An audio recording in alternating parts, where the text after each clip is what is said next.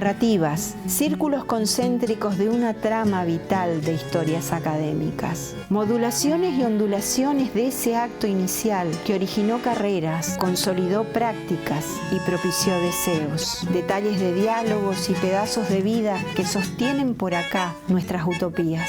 Desde el punto inicial de un origen al vaivén vital en el que acontece la vida de carreras de comunicación social de Misiones.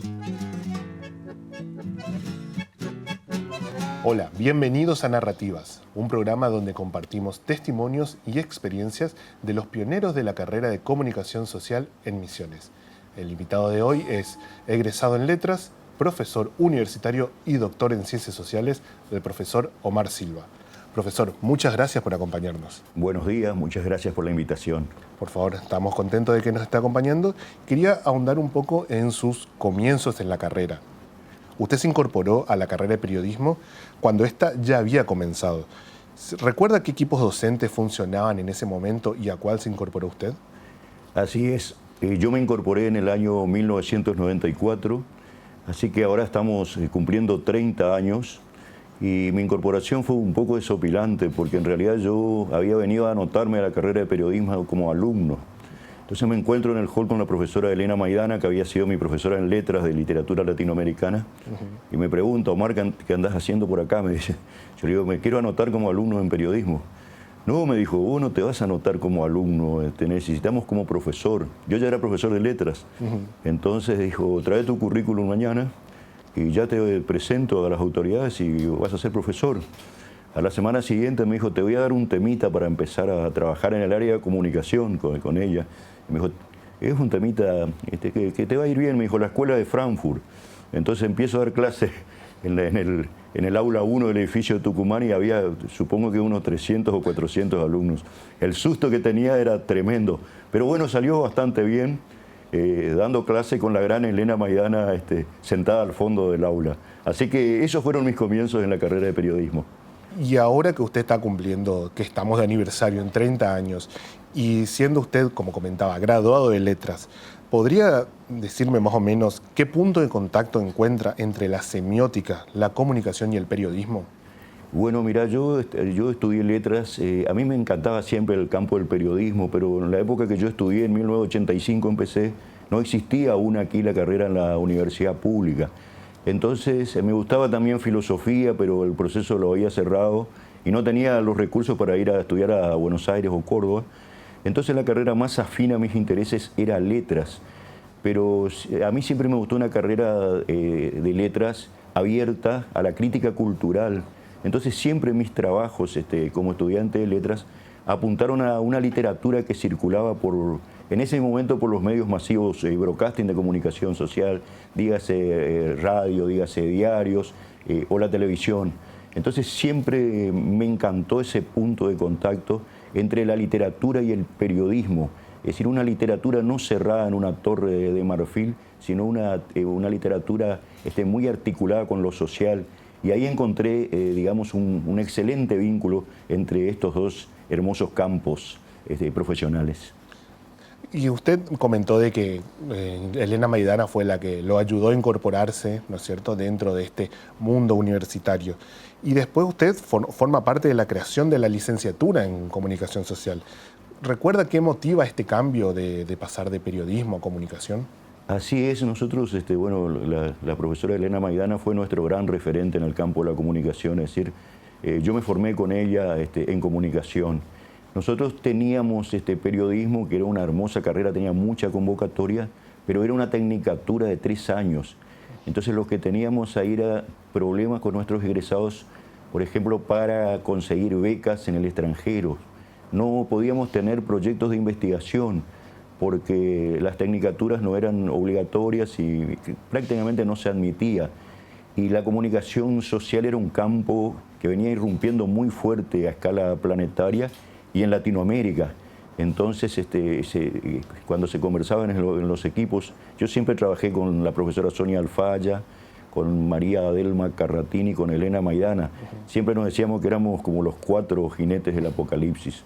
Entonces, en varias charlas que tuvimos, vimos que la licenciatura era una proyección superadora incorporando una tecnicatura y una licenciatura que abría los campos profesionales de los estudiantes, no solo a los medios, sino a las instituciones, a ser investigadores, comunicadores sociales y también comunicólogos, es decir, docentes, investigadores, comunicadores institucionales. Entonces se abría muchísimo el espectro. Además era el campo del momento, era el campo emergente con mucha potencia. Entonces vimos que teníamos los equipos docentes, la formación, el interés para empezar un desafío grande como ese, ¿no es cierto? Usted es profesor universitario, egresado en letras y doctor en ciencias sociales. Una vez usted me dijo que el comunicador social es marinero de muchos barcos, pero capitán de ninguno. Después de tanta trayectoria, ¿usted se considera ya capitán de su propio barco? Bueno, es muy difícil. Yo siempre aspiro a transformarme en aquello que Peirce decía, en una máquina pensante, es decir, que lo que pienso, siento y actúo sea de tal coherencia que sea, digamos, un hombre signo caminante. No sé si llegué, pero al menos ahora me defino como un semionauta de fronteras, umbrales y bordes. Digamos, un navegante en esta sociedad mediatizada principalmente por los infinitos océanos de signos. Yo no sé si soy un capitán, pero al menos tengo la voluntad de compartir con mis alumnos un viaje fascinante por el mundo de signos, que es decir, por el mundo de la cultura, ahora a escala planetaria. Y digo de umbrales porque generalmente trabajé en primer año y siempre digo, es tan vasto el campo de conocimiento que yo tomé como metáfora de mi propuesta de la cátedra un candado y una llave, un candado que tiene los espirales de la vida, porque digo a los alumnos, yo no les puedo enseñar demasiado porque tengo una cuatrimestral, 2 horas por semana, pero sí lo que puedo hacer con vos en el viaje que vamos a emprender es brindarte alguna de las claves para que vos después mismo te transformes en semionauta y haga tu propio itinerario y tu propio viaje. Es decir, siempre digo, mis clases significan construir pensamiento compartido con los alumnos. Es decir, no sé si soy un capitán, pero sí por lo menos alguien que acompaña ese itinerario de la gente en formación. Lo que sí fue, donde usted sí fue capitán, fue en FM Universidad, con su importante trabajo. ¿Qué enfoque buscó darle a una radio universitaria, cuando usted estuvo al cargo, para diferenciarla de las radios comerciales de ese momento? Bueno, mira, yo fui director de Radio Universidad del 2002 al 2007. Tengo que hacer algunas salvedades, es decir, en esa época todavía la radio era una radio de modelo broadcasting, es decir, no estaba mediatizada ni instalada en las plataformas. Recién empezaba a emerger con fuerza internet y todo eso, pero no como sería el multimedio de la UNAM ahora. Yo estuve en los inicios de la radio, fui becario, entonces yo no quería inventar la pólvora, yo quería continuar con la gran tradición de los fundadores de la emisora, que bajo el rectorado del doctor Ricardo Biasi, estuvo Marcelino García, estuvo Elena Maidana, estuvieron varios que redactaron un proyecto, Liliana Daviña, que redactaron un proyecto de radio universitaria que era de alguna manera una radio que se distinguía por la producción de contenidos fuertemente anclado en la cultura local, en una selección musical muy importante, es decir, se tenían 2 musicalizadoras antropólogas, Nancy Alguaire y Tuni Bóveda. Es decir, lo que se aspiraba era no competir con las otras radios en el campo comercial. Nosotros, por ejemplo, no recibíamos discos de ninguna disquera, de nadie, sino que por un lado tratábamos de conseguir música que no se pasara mucho por acá, y además la potencia de los realizadores externos. Me acuerdo, por nombrar alguno, don Ademar Bosco de Marqui, que hacía jazz, don Mario Campuzano, que hacía chamamé, el viejito del sintetizador, que hacía música electrónica, Luisito Báez, que hacía música del mundo, así como ellos, muchos. Entonces teníamos un núcleo de programa donde se marcaba ideológicamente la tendencia de la universidad pública, abierta, democrática, plural. Siempre me gustaba decir, yo pensaba la radio, al menos el leitmotiv de mi época, era aire común entre mundos diferentes. Es decir, una radio democrática, una radio con pluralidad de voces, teniendo los límites siempre que, bueno, qué sé yo, voces que apostaban al nazismo y todo ese tipo de cosas, no tenían cabida ahí. Pero en general era una radio muy abierta a jóvenes, a adultos. Entonces yo traté de fundar mi política en una radio que identifique a una universidad pública, democrática, abierta y plural. De libre expresión, pero siempre desde el respeto.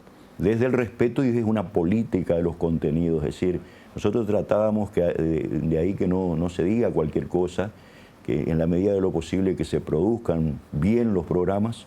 No siempre se logra porque, bueno, nosotros teníamos muchos realizadores, pero sí tuve algunas emblemáticas. Me acuerdo de la profesora Ana Gorosito Kramer, que tenía un programa sobre Latinoamérica, que era una verdadera maravilla. Hasta ahora nos acordamos con ella. Entonces, y tratamos también de tener una radio abierta a los pioneros y a los fundadores, con mucho respeto a la gente que fundó esta universidad. Entonces, por ejemplo, Ana Gorosito tenía su programa ahí porque ella es una profesora fundacional acá en nuestra facultad. Entonces nosotros queríamos también de alguna manera trabajar y desarrollar esa memoria a través de la programación de radio. Darle espacio a esos pioneros. Así es. Sí. Buenísimo. Y para ir cerrando con este tema, profesor, quería consultarle, ya que usted es palabra autorizada para hablar de esto, ¿usted piensa que ese tipo de radio, de lo que usted intentó llevar a cabo, ¿no es cierto?, esos años, es posible en el mundo de hoy en día, en este mar simbólico? Yo creo que es posible, pero teniendo en cuenta que el tiempo pasó y que ahora prima el mundo de las mediatizaciones. Es decir, ya no se puede pensar una radio, si bien existen las broadcasting aún, no están en el centro de la escena. Y te cuento una anécdota, es decir, hay que pensarla en función de las plataformas, las redes, las aplicaciones, porque una disputa que yo tengo siempre en mi auto es que yo tengo una radio broadcasting todavía, pero también tengo el Bluetooth.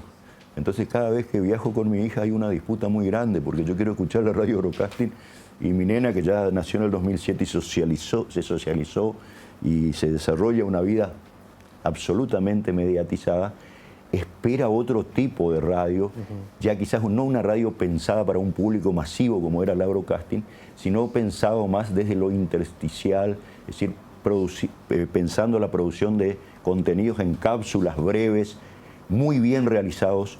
Anoche estuve con mis alumnos del primer año y dije, ¿cómo concibo el comunicador social actual? Un orfebre, uno que produce joyas, es decir, pequeñas cápsulas de productos comunicacionales con mucha condensación de contenidos, pero una joya, es decir, estéticamente bello, para poder de esa manera interpelar y seducir a los nuevos oyentes de radio que se perfilan de una manera diferente a los oyentes para la cual nosotros destinábamos en esa época la programación. Bueno, es bueno saber entonces de que todo lo que sería radio, para los que tuvimos la oportunidad de pasar por ahí, a pesar de que esté cambiando, no esté en vías de extinción. Es muy bueno saberlo de su parte. Lamentablemente, profesor, esto es un espacio corto, tenemos muchos otros invitados, pero le agradezco sus palabras, siempre son muy cálidas y muy bienvenidas. Gracias por acompañarnos en la jornada de hoy. El agradecido soy yo, siempre es un gran placer compartir con los alumnos, con los colegas docentes. Para mí, siempre digo, los alumnos y los colegas son mi ecosistema y en él siempre me siento muy bien. Muchas gracias. Esto fue otro episodio de Narrativas junto al profesor Omar Silva. Nos vemos en el próximo episodio.